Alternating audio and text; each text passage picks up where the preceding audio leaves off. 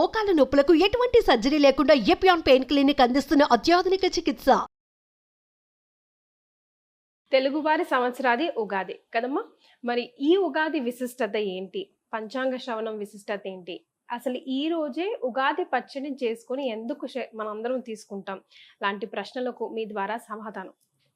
తప్పనిసరిగానమ్మా. కాలాన్ని భగవత్ స్వరూపంగా ఆరాధించటం భారతీయులకి అలవాటమ్మా. ఇది నేను ఎప్పుడూ చెప్పే మాటే, కొత్తగా ఏం చెప్పట్లా. కాలాన్ని ఆరాధించటం అంటే గడియారాన్ని పూజిస్తే అయిపోతుందా? మరి కాదు కదా. అంటే కాలానుగుణంగా మన జీవితాన్ని మలచుకుంటూ దానికి తగినట్టుగా ఉంటూ కాలంలో వచ్చే మార్పులను అనుసరించి ప్రకృతితో మనని మనం అనుసంధానం చేసుకుంటూ ఆరోగ్యంగా ఉండడానికి చేసేటటువంటి ప్రయత్నమే కాలాన్ని ఆరాధించడం. దరిదాపుల్లో మన పండగలన్నీ కూడా అదే విధంగా ఉంటాయి. అందులో ఇప్పుడు మనం ఉగాది అని మనం మొదలు పెట్టుకుంటున్నాం. ఉగాది అంటే ఏమిటి అంటే దానికి యుగాది మారి ఉగాది అయింది అంటారు. నిజానికి అట్లా ఏది చాలా తక్కువ. పోనీ యుగాది అనుకున్నా యుగాలు ప్రారంభమైనటువంటి మొదటి రోజు అని అర్థం చెప్పారు. కానీ దానికన్నా ఉగాది అన్నదే సరైన పదం అని చెప్పుకుంటారు. ఉ అంటే నక్షత్రం, గా అంటే గమనం, ఉగా ఆది నక్షత్ర గమనాన్ని లెక్కించటం మొదలుపెట్టినటువంటి సమయం. ఎందుకు అంటే లెక్క కట్టడం మనిషికి బాగా అలవాటు. ప్రతిదాన్ని లెక్కలేస్తాం, లెక్కలేస్తూ సమయాన్ని కూడా పరిగణనలోకి తీసుకుంటూ ఉంటాం. అట్లా ఉన్నప్పుడు కాలాన్ని ఇలా లెక్క కట్టడానికి ఉపయోగించుకున్నటువంటి ఏదైతే ఏముంది అంటే కాలాన్ని మనం ఎక్కడ లెక్క పెట్టడం మొదలు పెడితే దానికన్నా ముందు ఆగిపోతుంది. వర్తులాకారంలో ఉంటుంది కాలగమనం. ఆదివారంతో వారం మొదలైతే శనివారంతో పూర్తయి మళ్ళీ ఆదివారంతో మొదలు. ఒకవేళ నేను శనివారంతో మొదలు పెడతానన్నారు అనుకోండి, అప్పుడు శుక్రవారం చివర శనివారం మొదలు. ఎక్కడ మొదలు పెట్టినా అంతకు ముందు దాంతో పూర్తయి వర్తులాకారంగా వస్తూ ఉంటుంది. అట్లా వచ్చే చోట ఎక్కడి నుంచి మొదలు పెడతాము అంటే మన వాళ్ళు కొంత శాస్త్రీయంగా ఆలోచించారు. భారతదేశంలో ఉన్నటువంటి వేద ధర్మం తెలిసినటువంటి ఋషులు కంటికి కనపడేటటువంటి పదార్థానికన్నా దాని వెనకాల ఉన్న యథార్థాన్ని చూసేటటువంటి ప్రయత్నం చేసి ఎప్పుడు కాలాన్ని పరిగణనలోకి తీసుకొని గణించటం మొదలు పెట్టాలి అన్నది ఆలోచించినప్పుడు వాళ్ళకి ఆ మనోనేత్రంతో దర్శించినప్పుడు కనపడినటువంటిది.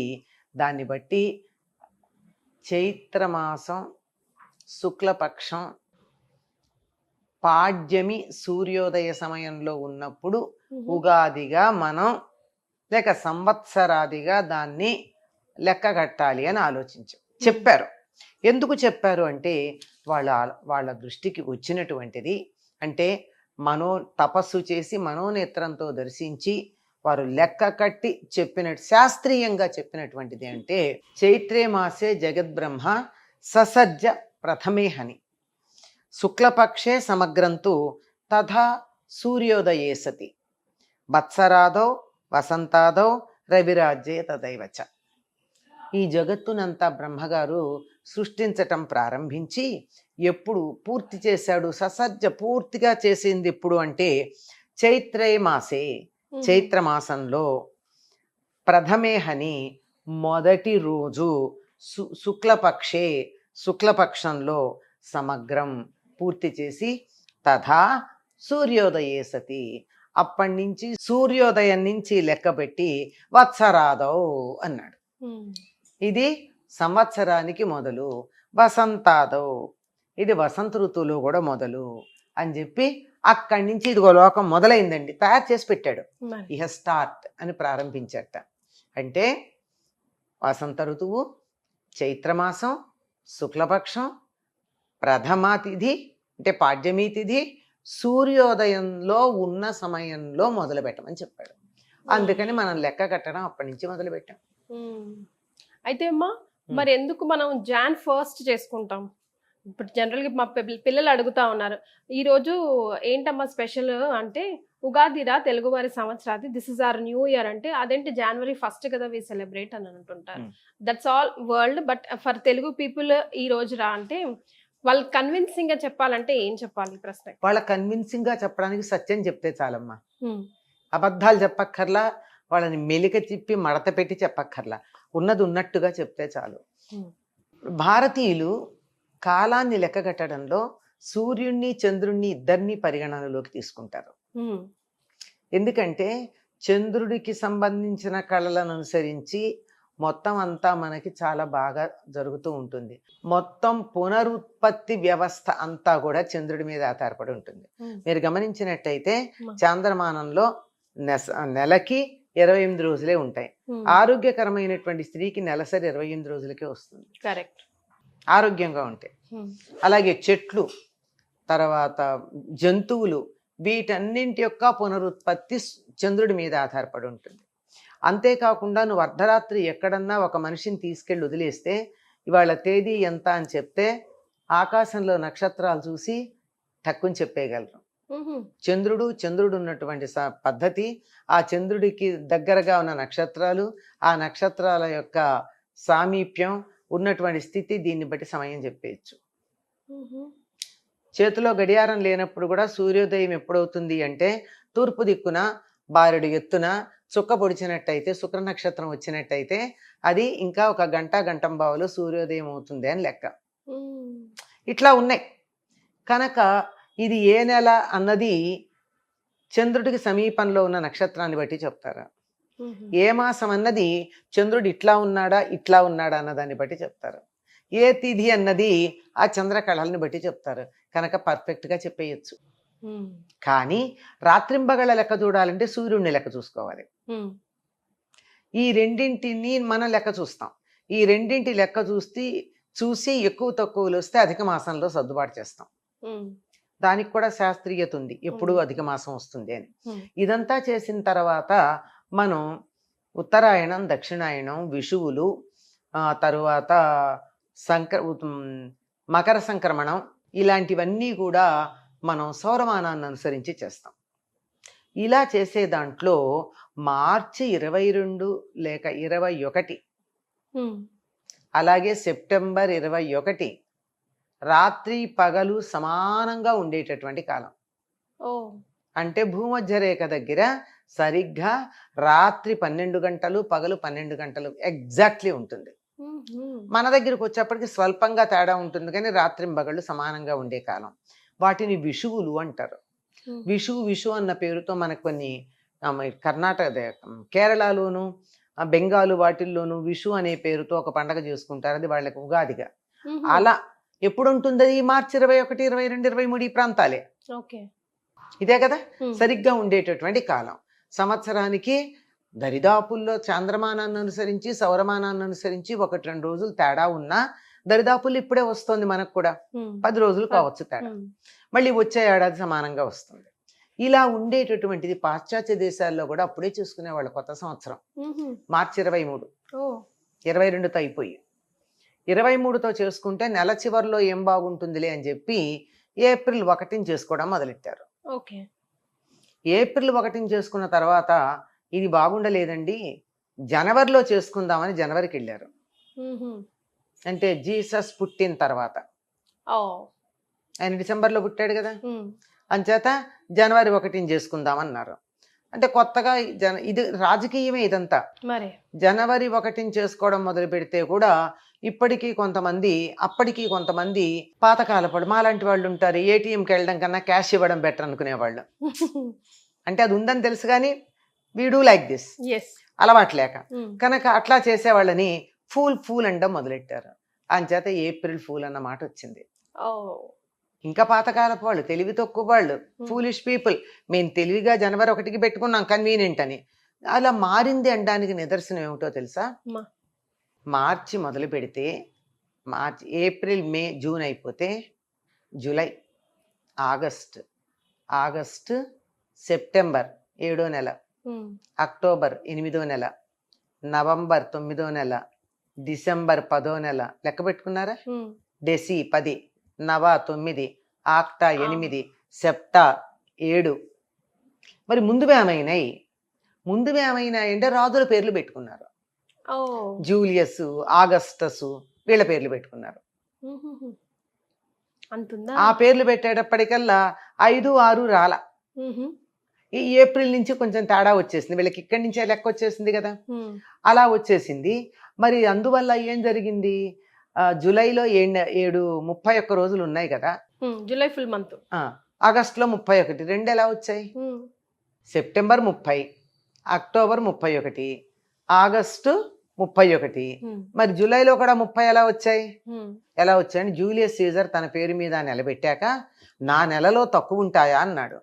అందుకని ఎక్కడి నుంచి తీసుకొచ్చారు? పాపం ఫిబ్రవరి నోరెత్తేది లేదు, మార్చి మొదటి నెల అయింది కదా, అంచేత మార్చి అనడానికి వీలు లేదు. చివరి నెల ఏమవుతుంది అప్పుడు? మార్చిలో మొదలు పెడితే ఫిబ్రవరి అవుతుంది కనుక ఫిబ్రవరిలోంచి ఆఖరి నెలలో నుంచి ఒక రోజు తీసుకురండి ఇక్కడ వేసేయమన్నారు. ఇంత శాస్త్రీయంగా ఉంటుంది మనం అనుసరించేటటువంటి గ్రెగేరియన్ క్యాలెండర్ అని చెప్పేది. రైట్. సో ఇది అసలు తెలుగువారి సంవత్సరాది ఉగాది ఎట్లా ఇది ఇట్లా జరిగింది. దీన్ని బట్టి అర్థమైంది ఏమిటంటే మనం జనవరి 1 అన్నది ప్రపంచం అంతా అనుసరిస్తోంది. అనుసరించటానికి కారణం రాజకీయమైనటువంటి ఒత్తిళ్ల వల్ల దాన్ని ఒకప్పుడు మొదలు పెడితే ఆంగ్లేయుల పరిపాలనలో వాళ్ళు అనుసరిస్తున్నారు గనక ప్రపంచంలో చాలా దేశాలను వాళ్ళు పాలించారు గనక ఆ సమయంలో వాళ్ళు చెప్పింది బాగానే ఉంటుంది. వాళ్ళు చెప్పింది అనుసరించక తప్పని పరిస్థితుల్లో యావత్ ప్రపంచం దీన్ని అనుసరించటం మొదలుపెట్టి మనం కూడా అనుసరిస్తూ ఉన్నాము. కానీ చాంద్రమానాన్ని అనుసరించి మనం చెయ్యాలి అనుకుంటే మాత్రం వసంత ఋతువు, ఋతురాజము, ఋతువుల్లోకి మొదటిది, ఎప్పుడైనా మొదటిదే బాగుంటుంది అన్నిటికన్నా. మొదటి రోజు ప్రధానం కదా, ఫస్ట్ డే అంటూ ఉంటాం. అలా ఫస్ట్ డే ఆనందంగా ఉండాలి. వసంత ఋతువు, ఇది పూలు పూస్తూ ఉంటాయి, పళ్ళు వస్తూ ఉంటాయి, పనులు అయిపోయి ఉంటాయి, పంటలు ఇంటికి వస్తాయి, ఆనందంగా ఉండే కాలం. ఇక్కడి నుంచి ఒక 4 రోజులు అన్ని ఉత్సవాలే ఉంటాయి కదా మనకి. ఇలాంటి కాలంలో మనం సంవత్సరాన్ని ప్రారంభించుకుంటే బాగుంటుంది. ఇది లౌకికంగా. కానీ బ్రహ్మగారు అప్పటికే ఆయన వసంత ఋతువులో చైత్రమాసంలో శుక్లపక్షంలో మొదటి రోజు నుంచి మీరు సృష్టి కార్యం ప్రారంభించుకోండి, నేను చేయడం పూర్తయిపోయిందని డిక్లేర్ చేశాడు కనుక అప్పటి నుంచి చేసుకుంటాం. ఇది సత్యం. మనం వాళ్ళకి కన్విన్సింగ్గా చెప్పాల్సిన పని లేదు. సత్యం తెలుసుకోవాలనుకున్న వాళ్ళకి అర్థమవుతుంది. అయితే మనం ఇప్పుడు వెంటనే ప్రశ్న, అది పాటించద్దా? ఏం చేస్తాం? ప్రపంచం అంతా మన పద్ధతిని పాటించే వరకు దానిని అఫీషియల్గా దాన్ని పాటిద్దాం. ఇంట్లో పండగలకి, పుట్టినరోజులకి చంద్రమానాన్ని పాటిద్దాం. సో ఉగాది రోజే పచ్చడి చేసుకోవడానికి గల కారణం ఏంటమ్మా? మనకి పండగలన్నీ కూడా ప్రకృతితో సంబంధం ఉన్నవని చెప్పుకున్నాం కదా. ఇది వసంత ఋతువులో వచ్చేటటువంటి పండగ. వసంత ఋతువు అనగానే చెట్లు చిగిర్చి పూలు పూస్తూ ఉంటాయి. అన్ని చోట్ల పూల పుప్పొడి ఉంటూ ఉంటుంది. ఈ పుప్పొడి పడని వాళ్ళు చాలా మంది ఉంటారు ఆనందంతో పాటుగా. అందుకే ఈ ఋతువులో మీరు గమనించినట్టయితే పిల్లలకి చికెన్ పాక్స్ లాంటివి వస్తూ ఉంటాయి. ఏం లేదు, కాలానుగుణంగా వస్తాయి. పెద్ద మందులు వేయకపోయినా కానీ వేరే రోగాలు లేకపోతే తగ్గిపోతాయి, అట్లా వస్తాయి కనుక అలా వస్తాయి గనక ఈ ఋతువులోనూ సరిగ్గా మళ్ళీ శరదృతువులోనూ కొంచెం ఆరోగ్యపరమైనటువంటి నియమాలు పాటించాలన్నారు. వసంత ఋతువు ఒకటి, శరదృతువు ఒకటి యమదంష్టలుగా చెప్పబడ్డాయి. యముడు కూరలు చక్కగా పెట్టుకుని కరక్కర నవలడానికి సిద్ధంగా ఉంటాడట. ఆ కూరల బారిన పడకుండా ఉండాలంటే మన ఆరోగ్యాన్ని చూసుకోవాలి. ఈ ఆరోగ్యానికి ఈ ఋతువులో వచ్చే రకరకాలైన వ్యాధులు, ఒక సంవత్సరం పాటు మనకి ఎటువంటి అనారోగ్యం కలగకుండా ఉండాలి అంటే ఈ ఉగాది నాడు ఒక నియమం పెట్టి, మామూలుగా ఆరోగ్యం చేయమంటే చేయరు గనక నియమాన్ని అనుసరించి పండగ నియమాల్లో ఇదొకటి గనక మీరు పాటించి తీరాలి అని చెప్పి ఉగాది పచ్చడి చేసుకోమన్నారు. ఈ ఉగాది పచ్చట్లో వేప పువ్వు వేస్తాం మనం. వేప పువ్వు కన్నా ఆయుర్వేదంలో చెప్పింది ఏమిటంటే నింబ పల్లవ భక్షణం. నింబ పల్లవాలంటే వేప చిగుళ్ళు. ఇవాళ అంటే ఉగాది నుండి మొదలుపెట్టి 15 రోజుల పాటు ఉదయమే ఎర్రగా ఉండే వేప చిగుళ్ళు గనక పరగడుపున తిన్నట్టయితే 1 సంవత్సరం పాటు జలుబు, దగ్గు, జ్వరం రావు. మనం అది పాటించలేం. అందుకని కనీసం వేప పువ్వు కూడా ఎక్కువ చేదేం ఉండదమ్మా, కొంచెం ఒగరొగరుగా ఉంటుంది, కొద్ది చేదు ఉండనట్టు ఉంటుంది. మనం తాగే కూల్ డ్రింక్స్ కన్నా బాగానే ఉంటుంది, కాఫీల కన్నా బాగానే ఉంటుంది. ఆ వేప పువ్వు వేసుకుని దాంతోపాటు మిగిలిన 5 రుచులు కూడా ఇందులో కలుపుతాం. ఇప్పటిదాకా పంటలు వచ్చినా కొత్తవేవి వాడరమ్మా. ఇప్పటిదాకా మామిడికాయ, మామిడి పింద, సరే పండు సంగతి పక్కన పెట్టండి, వాడరు. కొత్త చింతపండు ఇప్పటిదాకా వాడరు. కొత్త బెల్లం అన్నింటినీ ఇప్పుడు మొదలు పెడతారన్నమాట. కొత్త చింతపండు, కొత్త బెల్లం, మామిడి పింద, తొక్కతో ఉండాలి సుమా. మామిడి పిందలు, వేప పువ్వు, కొద్దిగా సైంధవ లవణం, ఇవన్నీ వేసి షడ్రుచులు ఆ? షడ్రుచులు షడ్రుచులు అంటారు అందులో కదమ్మా. ఉన్నాయి. ఉమ్. 6 రుచులు ఉన్నాయి. ఈ 6 రుచులు ఆరోగ్యానికి, క్షేమాన్ని కలిగించేటటువంటివి. ఇందులో ఆవు నెయ్యి కూడా వేయమని చెప్తారు ఆరోగ్యానికి. ఉమ్. కొంచెం శాస్త్రానికి శాస్త్రానికి అది కొంచెం వేయాలి, వేస్తే వేయాలి. ఆరోగ్యం. ఉమ్. ఆవు నేతితోనే దీన్ని ప్రాసన చేయాలి. ఉహు. ఇలా గనక చేసినట్టయితే ఆరోగ్యంగా ఉంటుంది. ఇక ఇందులో వేసిన మిగిలినవన్నీ కూడా మన ఇష్టానుసారం వేసుకునేది. ఇందులో కారం చెప్పడం మర్చిపోయావు, మిరియాలు, ఉమ్. మిరపకాయలు కాదు. మిరియాల పౌడర్. మిరియాలకు ఉన్న లక్షణం ఏమిటంటే మన శరీరంలో వేడి ఉంటే చలవ చేస్తాయి, మన శరీరంలో చలవ ఉంటే వేడి చేస్తాయి, ఓ టెంపరేచర్ మెయింటైన్ మెయింటైన్ చేస్తాయి. చేస్తా. ఓకే. కనుక మిరియాలు, ఉప్పు, కారానికి మిరియాలు, ఉప్పుకి సైంధవ లవణం, ఉమ్. తర్వాత పులుపుకి చింతపండు, చేదుకి మామిడి తురుము. మామిడి తురుము కాదమ్మా, మామిడికాయ తొక్కతో ఉన్న ముక్కలు, ఇది వగరుకి సంకేతం, ఉమ్. పులుపుకి కాదు. ఓకే. తొక్క ఉండాలి. ఉమ్. మామిడికాయ వల్ల వచ్చే అనారోగ్యం ఏదైనా ఉంటే అది మామిడి తొక్కనా? కాయ యొక్క తొక్క వల్ల పోతాయి. ఓ. అందుకే ఆవకాయ ఆరోగ్యం అని చెప్పేది. ఉహు. తొక్కతో చేస్తాం కదా. అవునండి. నిమ్మకాయకైనా అంతే, ఉమ్. తొక్క తీసుకున్నట్టయితే ఎసిడిటీ లాంటిది రాదు, ఉహు. ఓ ఓకే. తొక్కతో తీసుకోవాలి. అందుకే ఊరగాయలన్నీ తొక్కతో చేస్తాం. ఉమ్. కనుక ఇవన్నీ 6 రుచులు ఇందులో సరిపోయినాయి. ఈ 6 రుచులు తీసుకోవడం వల్ల ఆరోగ్యంతో పాటుగా మనకుండే మరో లక్షణం ఏమిటంటే, దానివల్ల అన్ని రుచులు మంచివేనండి, జీవితంలో ఉండే అన్ని రుచుల్ని మనం అనుభవించాలి, ఆనందించాలి, వాటన్నిటిని ఆస్వాదించాలని చెప్పడానికి కూడా ఇది సంకేతం. చాలా సంతోషం అమ్మా. ఉగాది విశిష్టతతో పాటు ఉగాది పచ్చడి విశిష్టత కూడా తెలియజేశారు. ధన్యవాదాలు.